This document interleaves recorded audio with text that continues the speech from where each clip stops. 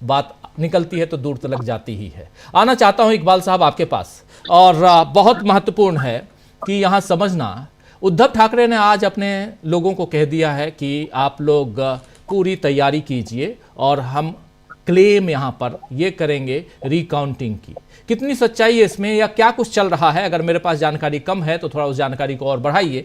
और क्या यहाँ पर चाहे वो शरद पवार हो, उद्धव ठाकरे हो, कांग्रेस पार्टी हो, ये एक मुहिम की तरह अब ईवीएम या चुनाव में जो धांधलियां हुई हैं इन सब की तरफ। और सबसे बड़ी चीज की अब तो एमएनएस के नेता भी कह रहे हैं कि मेरे परिवार में 4 लोग हैं, 4 में से 2 ही वोट मुझे मिले, 2 वोट आखिर गए कहाँ? मेरी पत्नी, मेरी माँ, और मेरी बहन, ये 3 लोगों ने तो मुझे वोट दिया ही दिया होगा, लेकिन वो भी नहीं है ईवीएम में।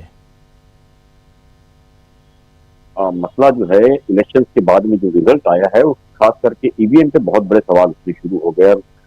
ऐसा नहीं है कि सिर्फ कांग्रेस जो है, कांग्रेस के अलावा अगर हम देखें शिवसेना, पहले ही दिन संजय राउत जो है सुबह 9:15 बजे तक तो उनका कहना था कि जो अलायंस के साथ हमारी जो सीटें है वो लगभग टक्कर की चल रही थी, लेकिन अचानक 1 घंटे के बाद में रिजल्ट जो है पूरा बदल गया, जो कि महाराष्ट्र की सोच के अंदर नहीं था। हालांकि अगर हम जमीन की बात करें, आप भी जमीन पे यहाँ घूमे हो, हम भी घूमे हो, तो सारे ही पत्रकार ये मान रहे थे कि कांटे की टक्कर है। कोई भी ये नहीं समझ पा रहा था कि इतनी बड़ी जीत जो है वो बीजेपी को हो सकती है। बीजेपी के भी कई लीडर्स से हमारी बात हुई, उनको उनका कहना है कि उन्हें भी ये उम्मीद बिल्कुल नहीं थी कि इतनी बड़ी जीत है।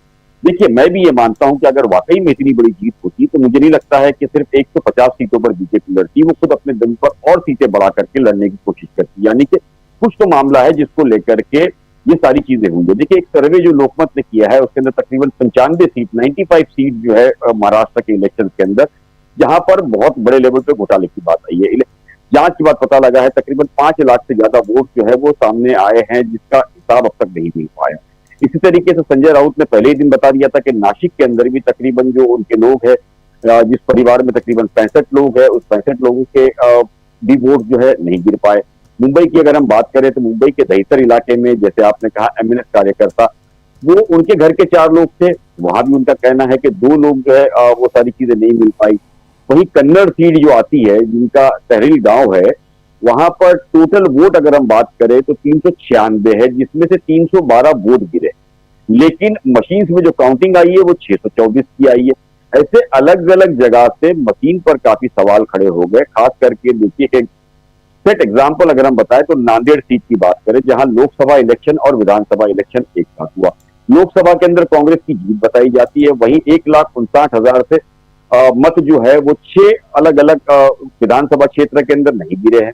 ये भी एक बहुत बड़ा क्वेश्चन मार्क है कि क्या जो लोग लोकसभा के अंदर इलेक्शन के अंदर जिता दिए जाते हैं, मतलब एक कैंडिडेट को जिताया जाता है, वहीं 6 जगह पर वो हार होती है, तो ये पॉसिबल नहीं है। वो भी इतना बड़ा डिफरेंस, देखिए 25, 30, 40 हजार तक के वोट तक का डिफरेंस समझ में आता है, लेकिन इतना बड़ा जो डिफरेंस है वो समझ में नहीं आता। शुरुआत में हालांकि लोकसभा सीट को लेकर के भी ये माना गया था हार गई, लेकिन जो चौहान वहां के कैंडिडेट थे काफी स्ट्रांग थे, जिन्होंने काफी जद्दोजहद की, काफी हंगामा हुआ, जिसके बाद रिकाउंटिंग का बहाना देकर के वो सीट को जिता दिया गया। यानी कि कुछ ना कुछ तो ऐसा मामला है जिसको लेकर के काफी सवाल खड़े।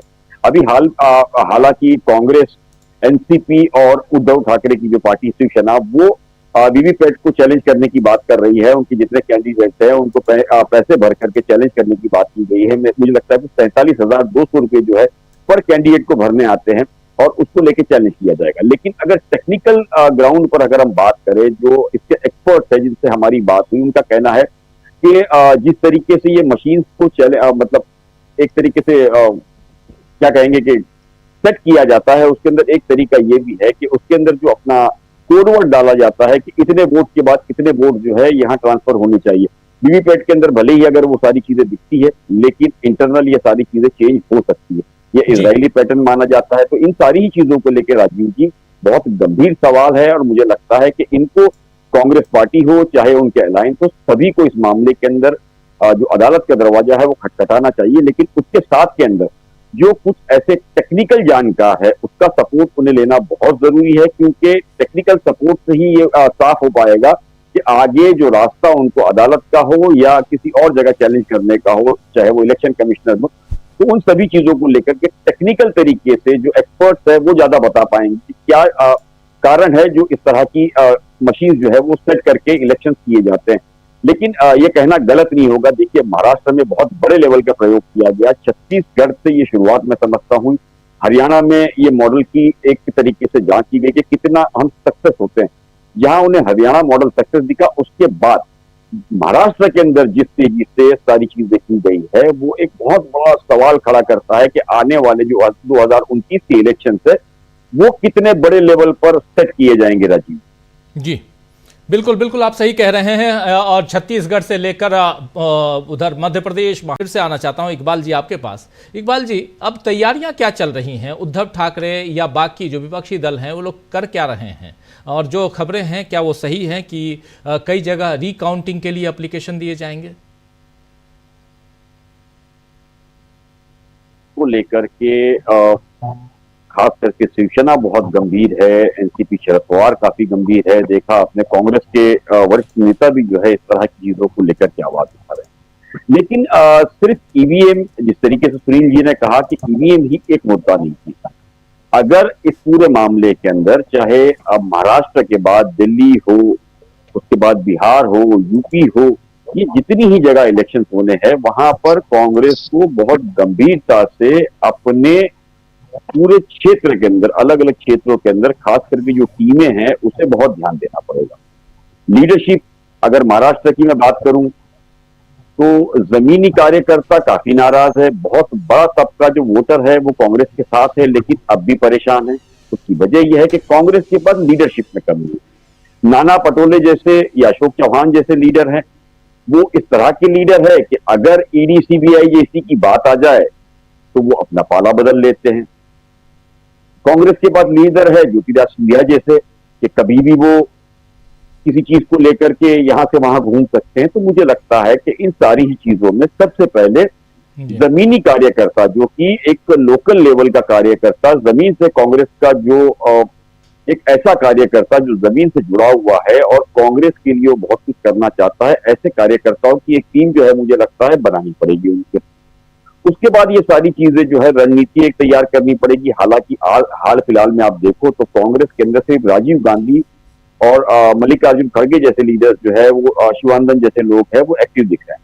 लेकिन महाराष्ट्र में आप देखिए, इन्हीं के नेता अब इलेक्शन के बाद ये बात उठाने लग गए हैं कि लोकसभा जीतने के बाद में नाना पटोले और दूसरे जो सीनियर लीडर है वो सीएम पद की तैयारी में लग चुके थे जी। यानी कि ईवीएम तो एक फैक्टर है ही, ईवीएम के साथ के अंदर कई बड़े फैक्टर्स है जो बीजेपी आने वाले दिनों में उठाएगी। देखिए, आज अभी जो नया मुद्दा आया है वो अजमेर दरगाह का आया है कि जिसके अंदर भगवान संकट मोचन महादेव विराजमान की जमीन पर बता करके उससे एक सर्वे की बात की गई है।